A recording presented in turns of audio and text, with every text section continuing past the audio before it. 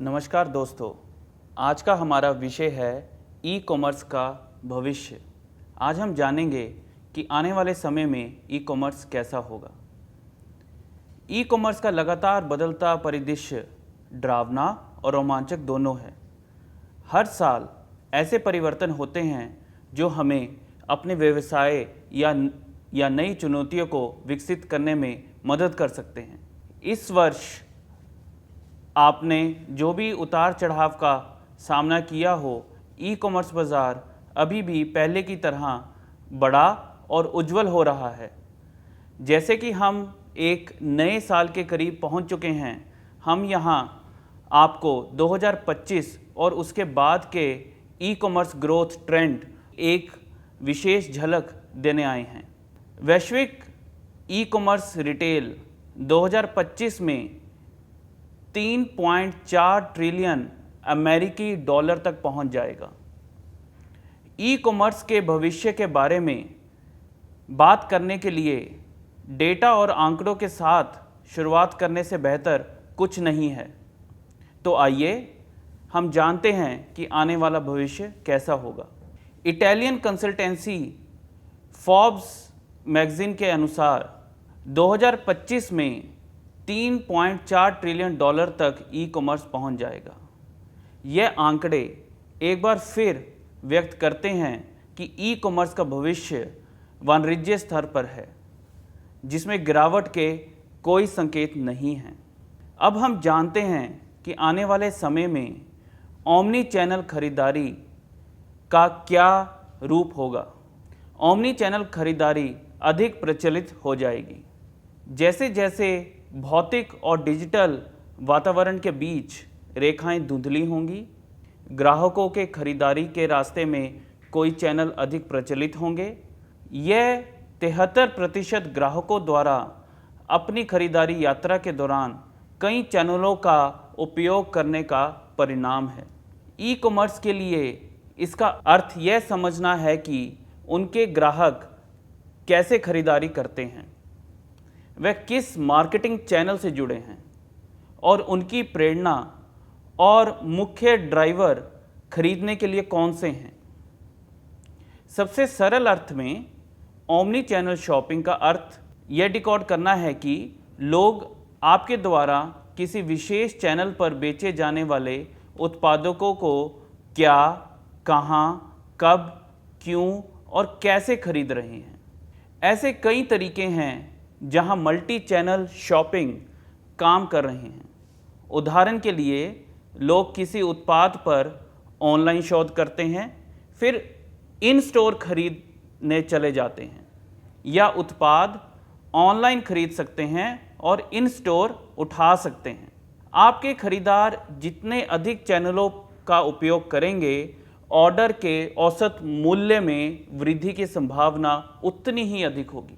उदाहरण के लिए, केवल एक चैनल का उपयोग करने वालों की तुलना में 4 से अधिक शॉपिंग चैनलों का उपयोग करने वाले ग्राहक ने स्टोर में औसतन 9% अधिक खर्च किया। हर एक टच पॉइंट महत्वपूर्ण है, क्योंकि यह पहले के हर एक टुकड़े को पूरी कहानी में डाल देता है। खरीदारी करने से पहले अपने ग्राहकों के स्पष्ट बिंदुओं को जानने से आपके ब्रांड को अपने उत्पादों को बढ़ावा देने और मार्केटिंग बजट का आवंटन करने के बारे में बेहतर जानकारी मिलेगी। ओमनी चैनल से लेकर ओमनी ब्रांड तक ओमनी चैनल विकास का पहला चरण, जिसे हम आज देखते हैं, अक्सर एक साइलो दृष्टिकोण की विशेषता होती है, जिसे विभिन्न चैनलों में अलग अलग मार्केटिंग, मर्केंडाइजिंग, अकाउंटिंग और आपूर्ति श्रृंखला होती है। यह अनिवार्य रूप से एकीकरण के बिना एक मल्टी चैनल रणनीति है। विपणन संदेश, मूल्य निर्धारण और उत्पाद की उपलब्धता सभी चैनल में असंगत जैसी आती है, जिसे उपभोक्ताओं को निराशा होती है। हालांकि 2026 तक हम उम्मीद करते हैं कि खुदरा विक्रेताओं ने इन मुद्दों को संबोधित किया होगा और चैनलों के संदर्भ में सोचने और क्रियान्वित करने की बजाय वह उपभोक्ता टच पॉइंट को काम करने के रूप में देखेंगे। अगर हम ई कॉमर्स के भविष्य की बात करें तो आने वाले समय में सामाजिक खरीदारी और बढ़ेगी। अब ये सामाजिक खरीदारी क्या है? आज के विक्रेता फेसबुक, इंस्टाग्राम या किसी अन्य सोशल प्लेटफॉर्म पर सिर्फ विज्ञापन देने से ही नहीं ज़्यादा कुछ कर सकते हैं। सोशल मीडिया की बिक्री क्षमताओं में सुधार के साथ सोशल मीडिया प्लेटफॉर्म अब ग्राहकों को आसानी से और जल्दी से वहां उत्पाद खरीदने की अनुमति देते हैं। TikTok, Instagram, Twitter, Pinterest, Facebook और यूट्यूब उन सोशल मीडिया चैनलों में से हैं जिन्होंने खरीदें बटन को रोल आउट किया है और अपनी सामाजिक बिक्री सुविधाओं में महत्वपूर्ण सुधार लाया है। उदाहरण के लिए इंस्टाग्राम ने अपना शॉपेबल पोस्ट फीचर लॉन्च किया, जिससे व्यवसायों को अपने पोस्ट में उत्पाद टैग और कहानियों में उत्पाद स्टिकर को सक्षम करने की अनुमति मिली। जब लोग आपकी पोस्ट पर उत्पाद टैग या आपकी कहानी में उत्पाद स्टिकर देखने के लिए टैग करते हैं तो वह देखेंगे उत्पाद की एक छवि, उत्पाद का संक्षिप्त विवरण, उत्पाद की लागत कितनी है और लिंक जहां वे उत्पाद खरीद सकते हैं। यह ई कॉमर्स प्रवृत्ति खरीदारों के लिए सोशल मीडिया पर खरीदारी करने के लिए समय पर प्रयास में कटौती करती है, जिससे वह अधिक उत्पादक रूप से खरीदारी करते हैं।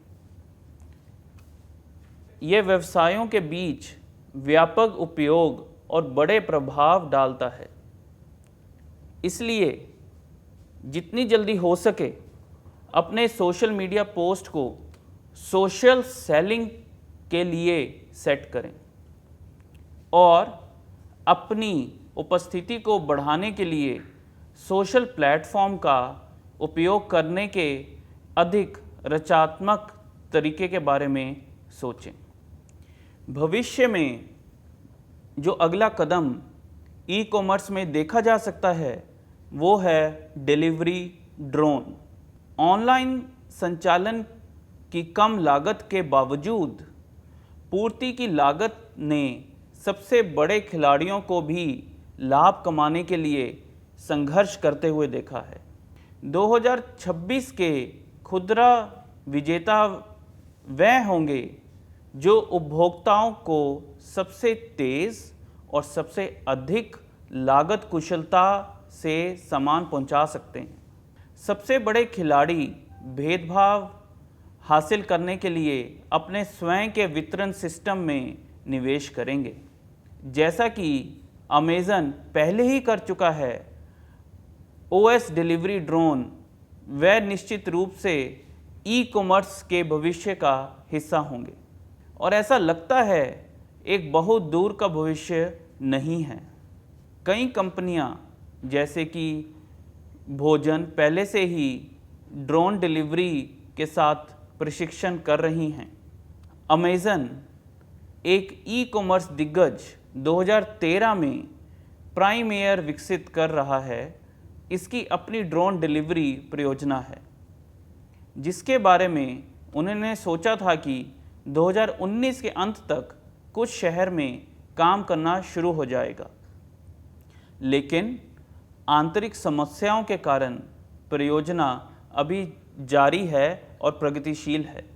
डिलीवरी ड्रोन मानव हस्तक्षेप के बिना विभिन्न संस्करणों में शॉपिंग को संभालने और स्वचालित करने में सक्षम है। हालांकि डिलीवरी के लिए ड्रोन और चालक रहित कारों का उपयोग 2026 तक व्यापक नहीं होगा, मुख्य रूप से सुरक्षा मुद्दों के कारण इस मोर्चे पर चिंताएं हैं। अन्य मॉडल में निवेश करने के लिए उत्प्रेरक होंगी। उदाहरण के लिए उबर स्टाइल डिलीवरी बड़े पैमाने में बाजार तक पहुंच जाएगी। हालांकि 2026 तक प्रमुख बाजारों में भी सभी प्रमुख खुदरा श्रृंखलाओं में क्लिक एंड कलेक्ट मॉडल अच्छी तरह से स्थापित हो जाएगा और संग्रह के अन्य जितने के तरीके स्पष्ट होंगे ताकि डिलीवरी सेवा एक महत्वपूर्ण अंतर बने रहने की संभावना नहीं है। ई कॉमर्स के लिए स्वचालित शॉपिंग के कई फ़ायदे हैं। उनमें से कुछ फ़ायदे हैं जैसे प्रसव के समय गति, माल ढुलाई लागत में कमी, दुर्घटना में कमी, मानवीय त्रुटि में कमी, कार्बन डाइऑक्साइड और CO2 उत्सर्जन में कमी और ग्राहक संतुष्टि। अब हम जानते हैं और क्या क्या भविष्य हैं ई कॉमर्स के। नई बिक्री और संचार चैनलों के बीच एकीकरण आएगा। एक सच्चे ओमनी चैनल अनुभव की गारंटी के लिए केवल ऑफलाइन और ऑनलाइन कनेक्ट करना ही पर्याप्त नहीं है। कंपनी के सभी बिक्री और संचार चैनलों में समान अनुभव को एकत्रित करना और पेश करना और ग्राहक को अपनी पसंद के अनुसार उपभोग करने का विकल्प देना आवश्यक है। सोशल कॉमर्स तेजी से बढ़ रहा है और इसे एक सर्व चैनल रणनीति में माना जाना चाहिए। सोशल मीडिया ने अपने गतिविधि का दायरा बढ़ाया है और बिक्री क्षमता में काफ़ी सुधार आया है। यहाँ तक कि एक नौसिखिया या अनुभवहीन व्यक्ति भी किसी भी सोशल मीडिया प्लेटफॉर्म पर जल्दी और आसानी से उत्पाद खरीद सकता है। ट्विटर, पिंटरेस्ट, इंस्टाग्राम, फेसबुक और यहाँ की यूट्यूब जैसे सोशल मीडिया चैनलों ने लेन देन की सुविधा के लिए बटन और अन्य बिक्री सुविधाओं का विकास किया है।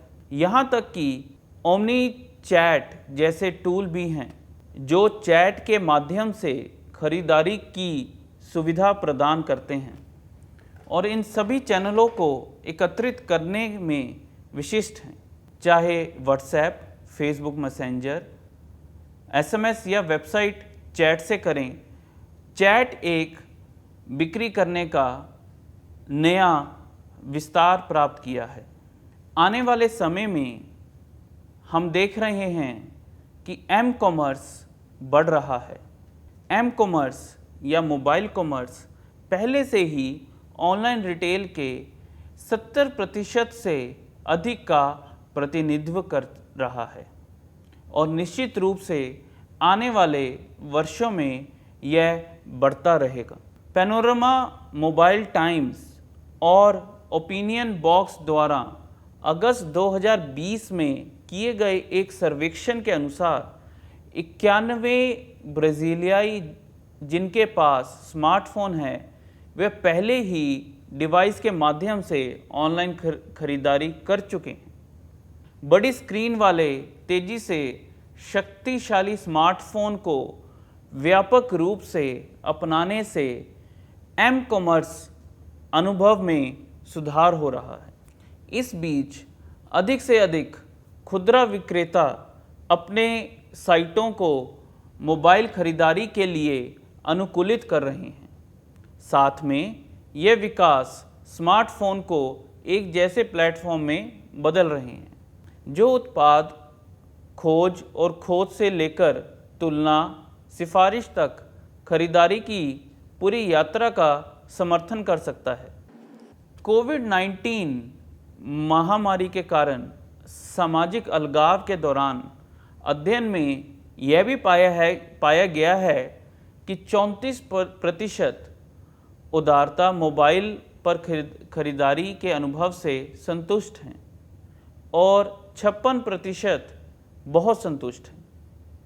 इन आंकड़ों को देखते हुए यह कल्पना करना मुश्किल नहीं है कि एम कॉमर्स केवल बढ़ता है और बढ़ता ही रहेगा। सही में ना? आने वाले समय में ई कॉमर्स में जो ग्राहक का अनुभव है वो निजीकरण की तरफ बढ़ता जाएगा। एक अनुभव, अनुकूलन या निश्चित रूप से बहुत पहलुओं में ई कॉमर्स के भविष्य में एक तेज़ी से मजबूत आवश्यकता होगी, क्योंकि उपभोक्ता एक अलग और व्यक्तिगत सेवा को अधिक से अधिक महत्व दे रहे हैं। यह कई तरीकों से किया जा सकता है, जैसे संबंध बनाना ग्राहकों से, एक ईमेल, एक एसएमएस या व्हाट्सएप संदेश में नाम से ग्राहक का इलाज करने से बहुत फ़र्क पड़ता है और अभिव्यक्ति स्वचालित और जनसंचार की छवि को छीन लेता है। खरीदारी का अनुभव, खरीदारी के अनुभव का अनुकूलन यह भी एक ऐसी घटना है जो केवल बढ़ती है और वर्षों से अधिक स्थान प्राप्त करती है। उपभोक्ता अनुभव को व्यक्तिकृत करने के लिए अमेज़न की पहल, उपभोक्ता अनुभव को व्यक्तिकृत करने के लिए अमेज़न की पहलों में एक प्रोग्राम ई पॉप है, जिसके साथ ग्राहक आवर्ती खरीदारी को शेड्यूल कर सकते हैं और आवृत्ति और या प्राप्ति के तारीख का परिभाषित कर सकते हैं। यह इस तरह कंपनी उपभोक्ता की प्रोफाइल को बेहतर तरीके से जान सकती है और व्यक्तिगत रूप से अन्य उत्पादों को सुझाव भी दे सकती है।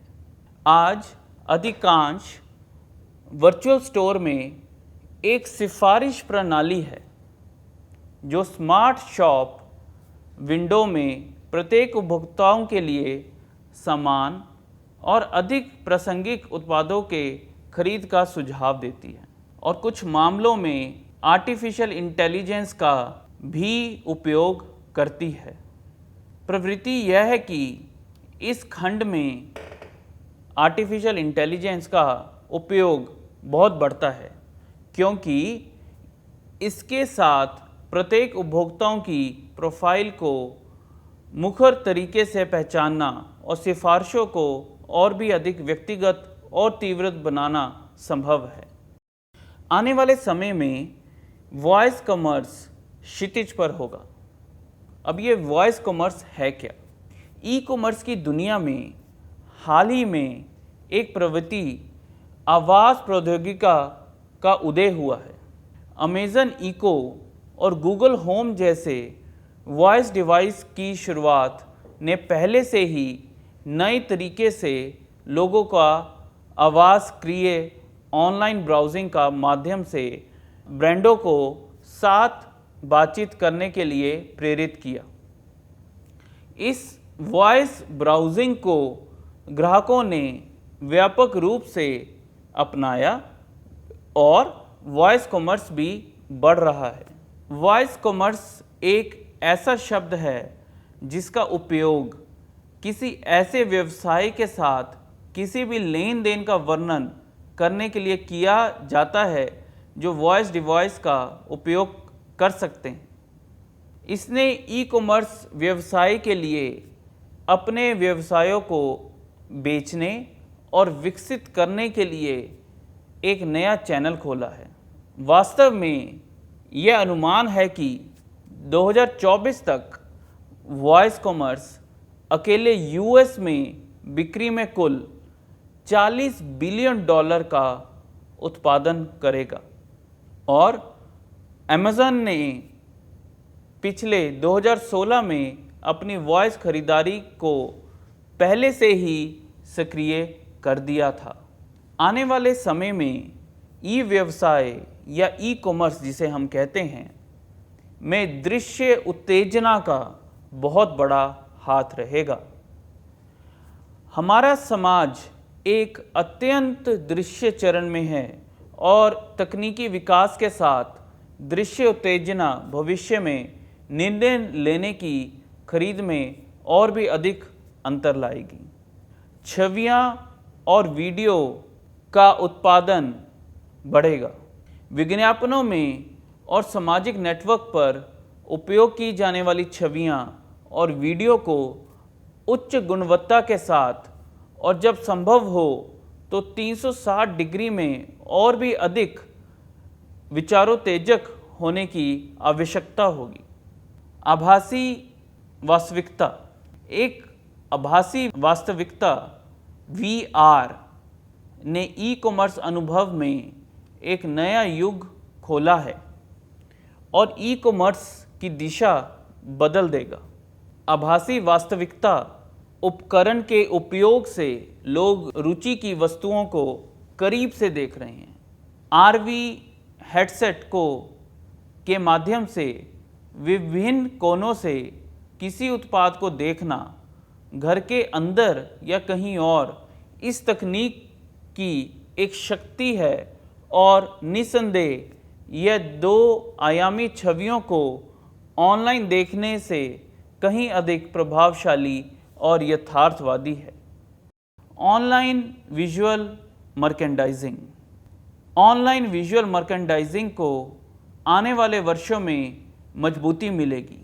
यह एक रणनीति है जो ब्रांड के दृश्य पहचानने में वर्चुअल स्टोर में ले जाने में आवश्यक होगी। खरीदारी के अनुभव को समृद्ध करने और ग्राहक के साथ ब्रांड के संपर्क बढ़ाने का प्रयास करती है। साइट के भीतर सब कुछ एक कहानी बताने, एक सुखद अनुभव उत्पन्न करने और खरीदारी की यात्रा का मार्गदर्शन करने के लिए उपयोग किया जाना चाहिए। अगला जो महत्वपूर्ण विषय है वो है छवि द्वारा खोजना। छवि द्वारा खोजना एक नया विस्तार हुआ है ई व्यवसाय में। छवि की खोज जो पहले से ही खोज इंजनों में एक वास्तविकता है और ई कॉमर्स दिग्गज जैसे कि अमेज़न और ईबे वर्चुअल स्टोर में भी मौजूद रहेंगी। यह खरीदारी के अनुभव को बढ़ाते हुए विशिष्ट उत्पादों को खोज को सुविधाजनक और तेज़ करेगा। आने वाले समय में नए भुगतान के विकल्प सामने आएंगे। भुगतान विकल्प उन आवश्यक ड्राइवरों में से एक है जिनकी वजह से ग्राहक लेन देन के आगे बढ़ेंगे। अपने पसंद के उपलब्ध भुगतान चैनल के बिना वह अपने ऑनलाइन स्टोर से खरीदारी नहीं कर पाएंगे। यही कारण है कि प्रतिस्पर्धा बने रहने के लिए नए भुगतान रूप पर ध्यान देना होगा जिनकी अपने संभावित खरीदार मांग कर सकते हैं। वर्तमान में गूगल पे, पेपाल, एप्पल या सैमसंग पे जैसे डिजिटल वॉलेट ई कॉमर्स व्यवसायों द्वारा व्यापक रूप से कार्यान्वित किए जाते हैं। ये डिजिटल सेवाएं लोगों को इलेक्ट्रॉनिक लेन देन के माध्यम से खरीदारी करने की अनुमति देती हैं। इस प्रकार अधिक घर्षण रहित खरीदारी अनुभव की अनुमति देती हैं और लोग इस तरह डिजिटल पेमेंट की मांग कर सकते हैं।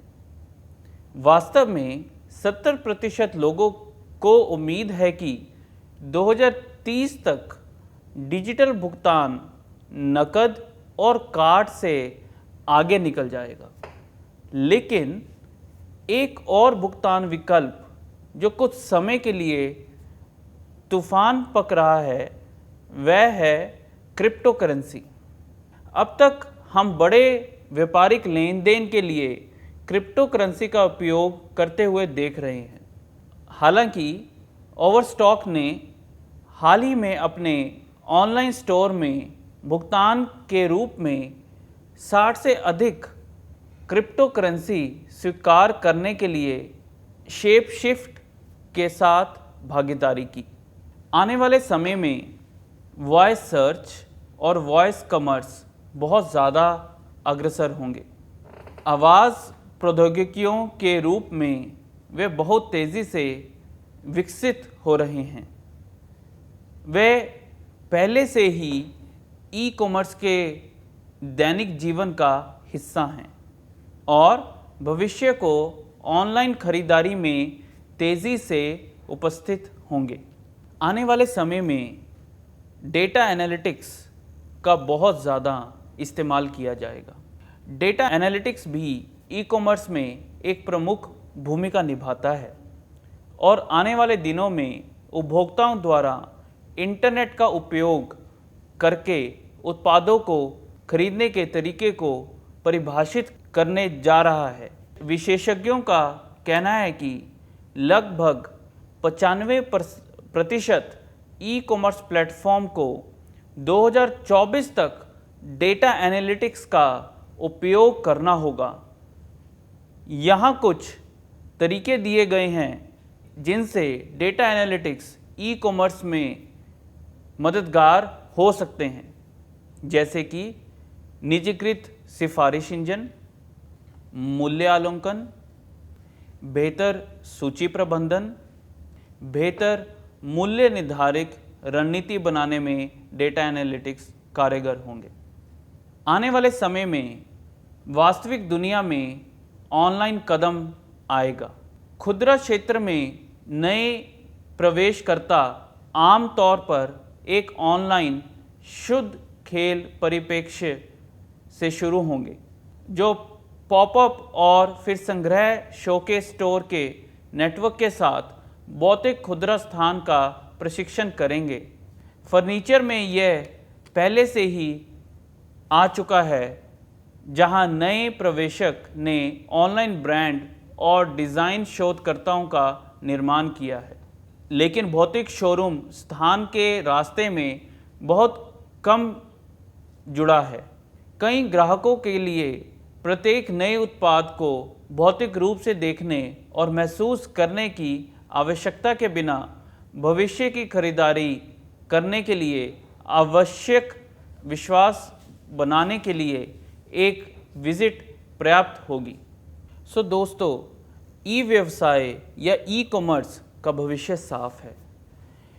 ई कॉमर्स एक निरंतर विस्तृत दुनिया है। लगातार तकनीकी और बुनियादी ढांचे के विकास से संकेत मिलता है कि ई कॉमर्स का भविष्य और भी अधिक जीवंत और स्केलेबल होगा।